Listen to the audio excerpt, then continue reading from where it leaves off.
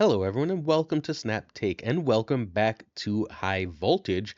This is Glazer of Snap Judgments. Today, we're going to be looking at the best high voltage decks from the best player. This is the third iteration of this mode, so we should know what to expect at this point. But for anyone who needs a reminder, we're also going to go over what is in the mode, what it looks like, and we are going to talk about the new free card, the first Ghost Rider. The first Ghost Rider is the card you can get for playing High Voltage. Getting a card from High Voltage is ridiculously easy. All you have to do is complete the daily missions every day, so please make sure you get this card. You don't want to end up missing out. Even sometimes those bad cards they give us in these side modes end up being meta. We saw that recently with Gorgon becoming a meta card that we could have gotten in Sanctum Showdown, and King Ichiri recently was not very good until Agamotto came out, and now all of a sudden he's got a serious use case. So make sure you get the free card. Free cards are good. It's better than spending tokens or cashes on it later.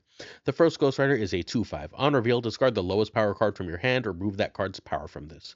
So if you discard a 6 power card, Ghost Rider will be 2 -1. If you discard a -1 card, Ghost Rider will be 2/5. Nice and simple. We want to build decks where we can discard low power things that we'd like to bring back using cards like Ghost Rider or Hela, or coming out next week, Khonshu. We'll talk more about that later in the week. But for the time being, the deck we're going to do with this card is going to be Denish's Hela list. Hela's not very good right now, right? It's not in a good place. The only list that really works is Denish's list, because Denish's list does a lot of stuff with control, thanks to having Gambit in it. The first Ghost Rider here is meant to discard Gore. It will always hit Gore, giving you a 2/5 and an auto discard trigger for one of the best cards to bring back. It's an on reveal that's going to make Gore bigger when it does come back. The other card that we really want to hit here, and the other reason we're running the first Ghost Rider here, is I replaced Legion in this list with Iron Man, under the logic that, again, that gives me a 2/5, and bringing back Iron Man is pretty damn good. You basically never want to discard Blink. Sometimes you're not going to have a choice. You are running Corvus Glaive and Gambit here, but you basically never want to discard Blink.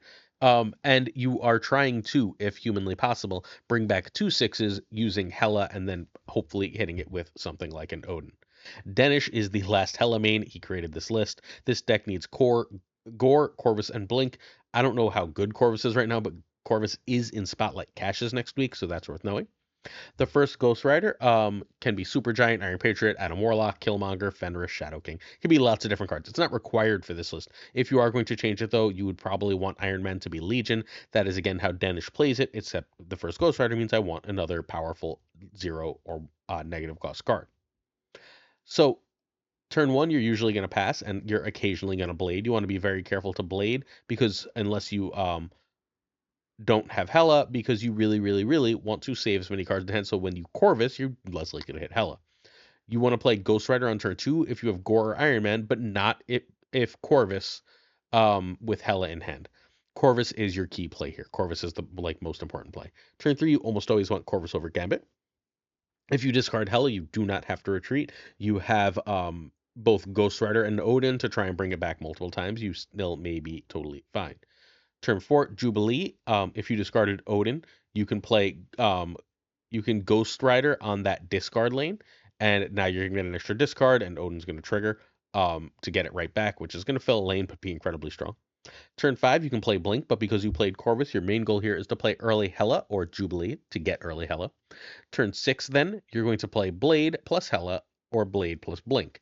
Your general goal here is to get Hela. If you already played Hela, your general goal here is to find a way to get Odin. It's worth knowing that if you play Hela on a discard lane, then when you Odin it, the discard will happen first, right? The second discard will happen first, and then Hela will re-trigger, giving you more cards to bring back.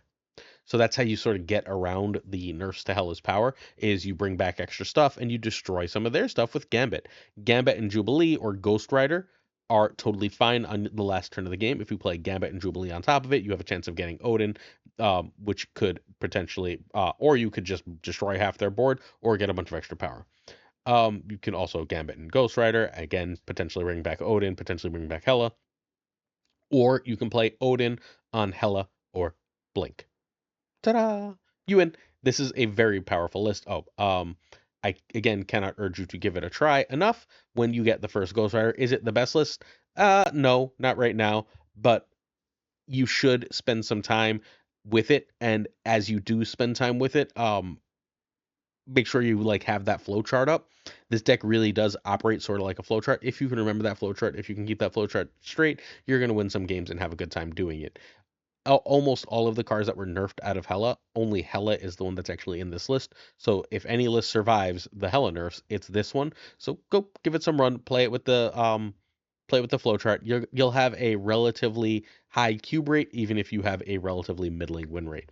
That's this card. We're going to talk about the best cards from the best players in this high voltage mode, but first I'm going to ask you to hit that sub button if you're willing. Please hit sub if you are willing to. We cover Marvel Snap more thoroughly than anyone. This is our second video today with the release of high voltage. We've also done over an hour breaking down all the top decks in Marvel Snap. We covered 12 decks extremely thoroughly with alternate builds for each card replacements, turn by turn and card by card breakdowns. If that sounds good to you, hit that sub button. We cover Marvel Snap extremely thoroughly here.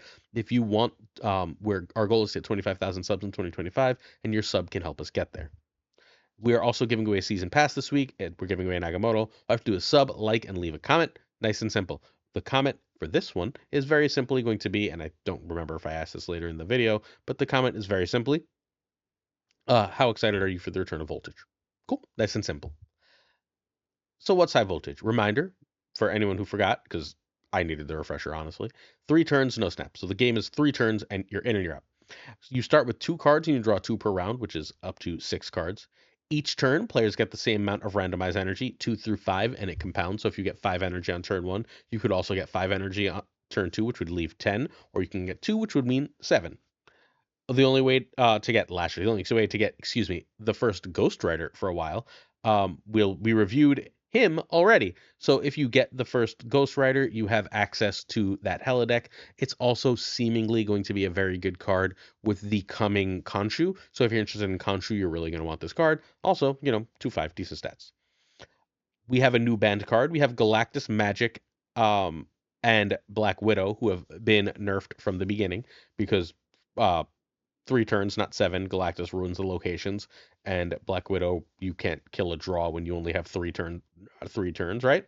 We had Alioth added last time as a big surprise, and this time we are adding Gambit to the ban list. A lot of people complained about Gambit. There was a lot of Gambit combo all over the place, and it was really unfun to play against, to constantly get like screwed over by Gambit. Last time I played a lot of discard, where I just ran Gambit and Grandmaster in my regular discard, and I was able to win a lot of games that way. So we're not doing that this time.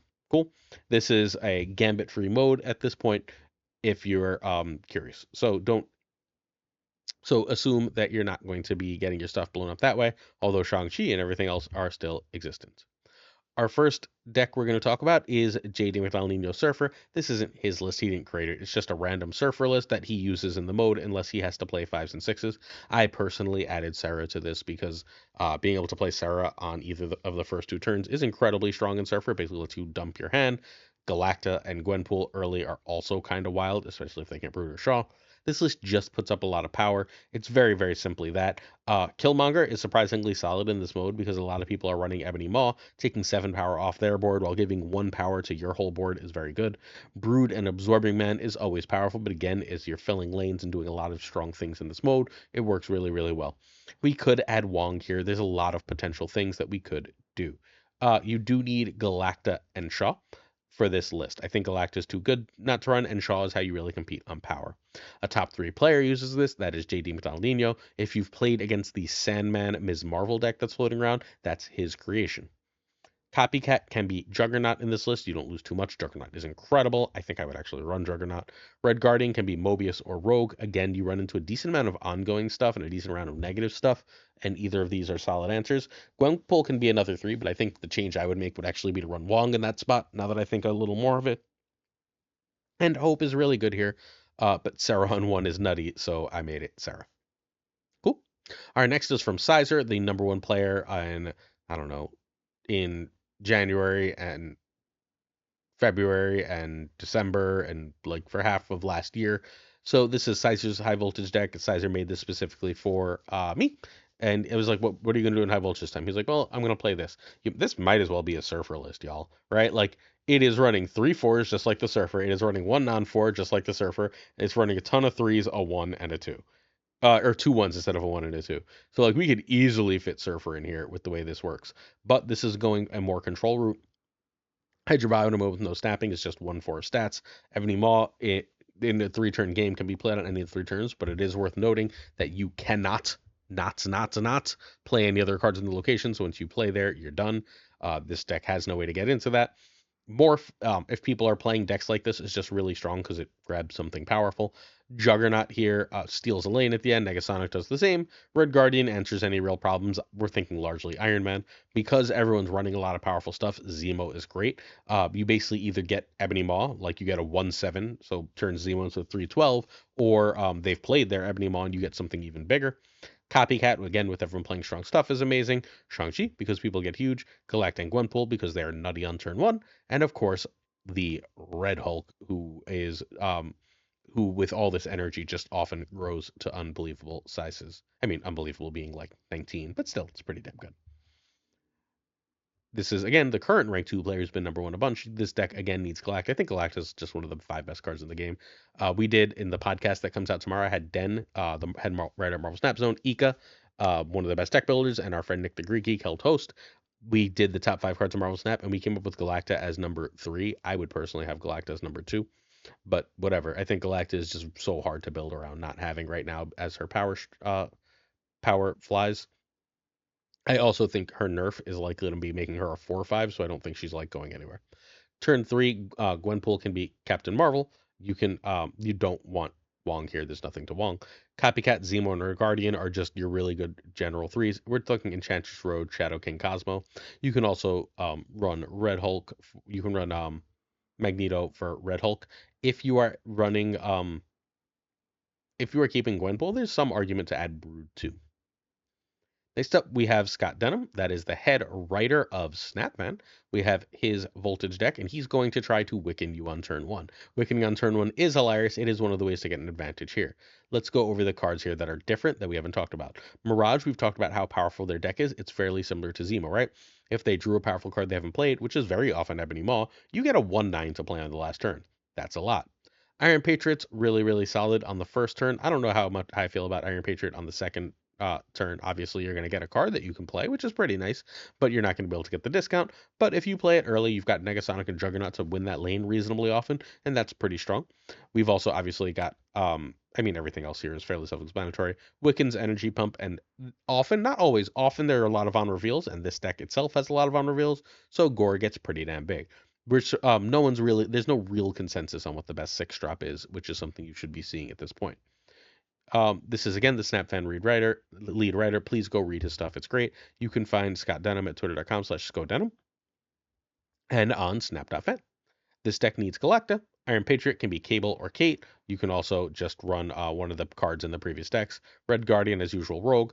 If you don't have Wiccan, I think Luna seems pretty cool here, especially if you're running Red Guardian. Gwenpool can be Captain Marvel, and Baron Zemo can be Morph. Next up, we've got Den's deck. I think this is Den's best deck. He called this Voltage Returns. This one is going even more expensive. Den is the head writer at Marvel Snap Zone. He's the one who's on the podcast tomorrow. He stayed up like all night to do it, so please listen. Hopefully the podcast is out tomorrow. Our editor is on a trip, and we'll get to it as soon as humanly possible. There'll be a video tomorrow because there's a video every day. Don't worry about it. Okay, so this list is, again, going more heavy. We've got Cosmo because so many people are running random bullshit that Cosmo just stops, which is a really, really good shout for things. Then we've also got Black Panther. Black Panther just gets huge, right? A 5/10 is big, and then you've got a 5/10 that you can drop Zola on, and then you get 20 in 2 lanes, and that's very, very often game winning. You run Magneto to sort of mess with opposing combos. You can throw cards into like a Black Panther lane, for example. Cannonball's incredible. Cannonball is just disruption here. You're not really filling boards. Opponents aren't really filling boards, but that disruption is incredibly strong. And then Iron Lad hitting kind of anything is pretty good. There's times you're not going to want to hit Cosmo, but like an Iron Ladded Zola is a very strong card. An Iron Ladded Cannonball Panther is all of a sudden a 4/12, etc., etc., etc. Iron Lad seems great here. I really do like that shout out. I'm not surprised that Den has it. It's one of his favorite cards in the game. But I do think that this list is very, very cool. In this mode, by the way, Iron Lad is way better than Anti-Venom, which is different than Ladder. Head writer at Marvel Snap Zone. Den is on a Twitter break, thank God, what a smart man. Twitter.com/Den_CCG, but check out his articles on Marvel Snap Zone. The deck needs Galacta, not Galactus. Galactus is bad. Gore can be Blob or Red Hulk. Again, pick your poison. Blob is really solid in this mode, by the way, because there's extra cards in your deck. Gwenpool, Iron Lad can be Shang, Jubilee, Wong. I'm partial to Wong and the Panther. Yes, people should run, but there's no real reason to run in this mode. You're just trying to complete missions. Winning is nice, but eh. Red Guardian can be Rogue, and Cannonball can be Stegron. Hey, come check out a stream at twitch.tv/PulseGlazer if you're willing. I'm going to try to stream late tonight. It is, as of you watching this, my son's 9th birthday. So once he goes to bed, I'm going to see if there's time to stream. If not, I will be back Sunday night, 'cause tomorrow is also my wedding anniversary, and I'll be with my wife. If not, I'll be back Sunday night, and I'll be streaming High Voltage. So the season pass question, as I said earlier, is what are your thoughts on the return of Voltage? We're not doing top 10 cards in Voltage. That's going to be tomorrow. We're actually going to do that by the stats. Tomorrow's video is going to be what the stats say the best first day Voltage decks are. Next up, we have the ToxicSoulKing's high voltage deck. This one is, again, a little bit different. Everyone's running like similar stuff, but different stuff here. The big differences here are Legion is fucking hilarious and steals you wins. Blink can help you get Infinite out, which is obviously the biggest thing, unless your opponent does Panther combos, and you have Shang and Cannonball and Juggernaut to disrupt those. And then you have War Machine to just coldplay Infinite, should you so be willing. You do need Blink, Galactic, and War Machine for this version. Blink and War Machine are a combo. ToxicSoulKing is a top 100 player. Last I checked, he was ranked 69. Nice. Legion can be Vision for this list. You can also feel free to try Claw. Claw's pretty good. Iron Patriot can be Cable or Mirage. I'm partial to Mirage in this mode. Cannonball can be Claw. Hey, we just said that. And then Copycat can be Morph or Negasonic Teenage Warhead. ZooTopia. I just wanted to cover a couple decks myself that are the generally good decks that you might already have built. This is a Zoo list that was one of the highest win rate decks last time Sanctum came around. Zoo just puts a lot of power and pressure on all locations without a lot of extra work. And that extra power and pressure often wins games.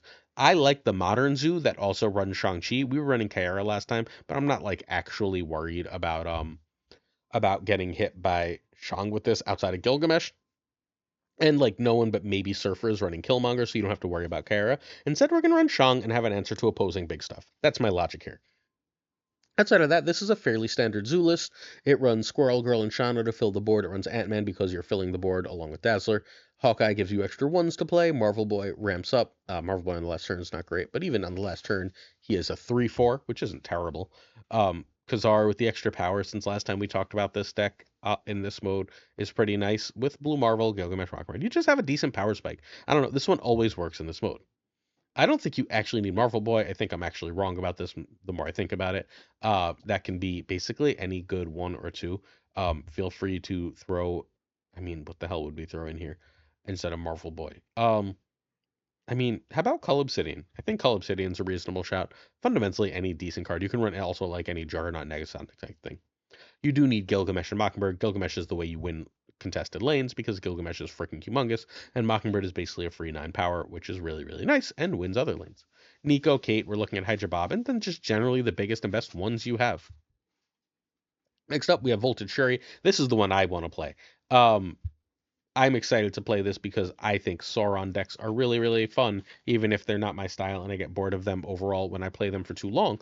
But like in Voltage, a quick mode where I'm playing 3 rounds, if I can get Sauron on one, I'm just dropping heavies all game. Like they can Shang me if they want, but I've got a million different big cards. I'm down. I want to do this. I'm going to play the crap out of this. This is what I'm planning on playing basically immediately in the mode. I think it's going to be a blast. Also, She-Hulk is really secretly kind of awesome in this mode because you end up passing a turn and then you can drop